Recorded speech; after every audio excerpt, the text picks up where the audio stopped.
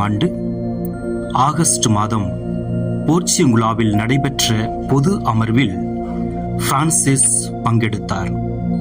அதுவே அவர் கலந்து கொண்ட கடைசி கூட்டமாகும்.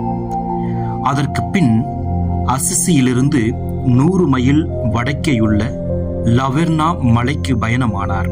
இலுமினாத்தோ, ரூபினோ, ஆஞ்சலோ, மசேயோ, லியோ ஆகியோர் உடன் சென்றனர். உடல் நோய் அவரை வாட்டி எடுத்தது. ஒவ்வொரு அடியும் எடுத்து வைக்க சிரமப்பட்டார்.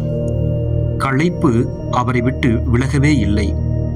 எனவே கழுதையின் மீது பயணம் செய்ய வேண்டிய கட்டாய நிலை ஏற்பட்டது. மலையை சென்றடைந்தவுடன் பறவைகள் பெருங்கூட்டமாக அவரை சுற்றி சூழ்ந்தன.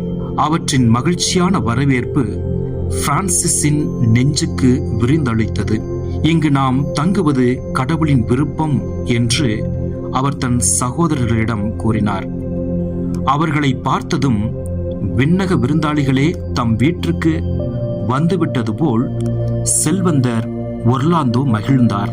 கடவுளுடன் தனித்திருக்க மடத்தின் அருகே பிரான்சிஸுக்கு தனி அறை உருவாக்கி தரப்பட்டது.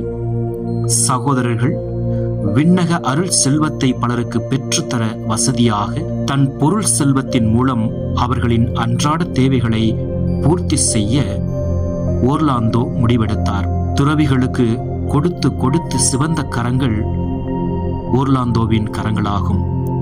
அவரின் தாராள குணத்தை தன் சகோதரர்கள் தவறாக பயன்படுத்தக்கூடாது என்பதில் பிரான்சிஸ் மிக கவனமாயிருந்தார்.